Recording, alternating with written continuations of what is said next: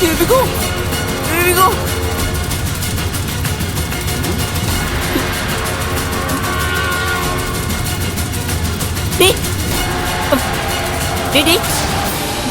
എന്താടി എന്താടി ഇവിടെ നോക്കുന്നേ? മുറിക്കകത്ത് എന്തൊരു ശബ്ദം കേട്ടു. നീ അങ്ങനെ പലതും കേൾക്കൂടി. അറിയാലോ ഇത് ആരുടെ മുറിയാണെന്ന്. നീ ഇവിടുന്ന് മാറിപ്പോവാൻ നോക്കിയേ. ഇതെന്റെ വീടാ.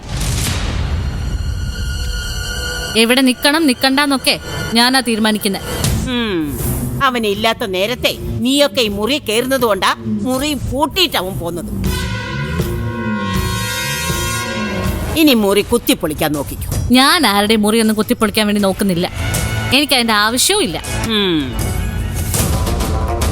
അതല്ല എനിക്ക് വല്ല സംശയവും തോന്നിയ ഏത് വലിയവന്റെ മുറിയാണെങ്കിലും ഞാനത് പൊളിക്കും.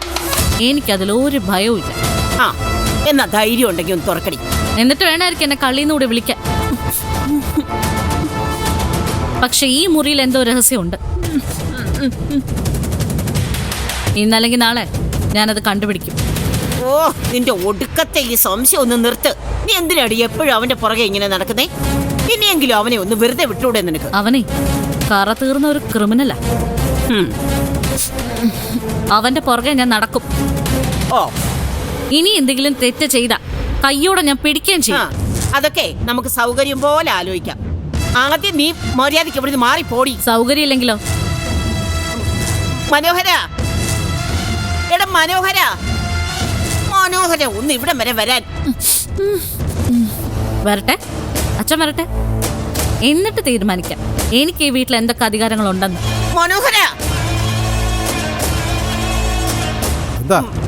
എന്താ അമ്മേ, എന്തിനാ കടന്ന് വിളിച്ചു പോകുന്നേ?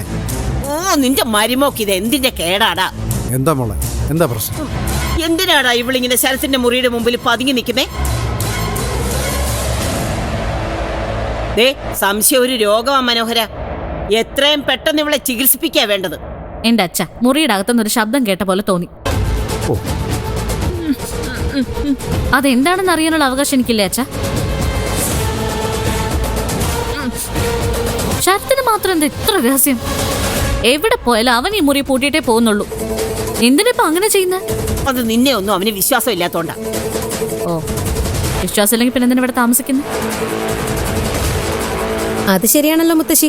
നമ്മുടെ വീട്ടിൽ താമസിച്ചിട്ട് നമ്മളെ വിശ്വാസമില്ലെന്ന് പറയുന്നത് മോശമല്ലേ? നീ പുതിയ ആളാ. ഇതിലൊന്നും കയറി അഭിപ്രായം പറയാനുള്ള പക്വത നിനക്കായിട്ടില്ല. അത് മനസ്സിലായോ? അമ്മേ, എനിക്ക് അഭിപ്രായം പറയാനുള്ള സ്വാതന്ത്ര്യമുണ്ട്. എൻ്റെ അഭിപ്രായം ഞാൻ പറയും. ദേവിക മോള് പറഞ്ഞ തന്നെ അതിൻ്റെ ശരി. ഈ വീട്ടിൽ ഒരാൾ മാത്രം വീട് പൂട്ടിയിട്ട് പോകുന്നത് ശരിയല്ലല്ലോ.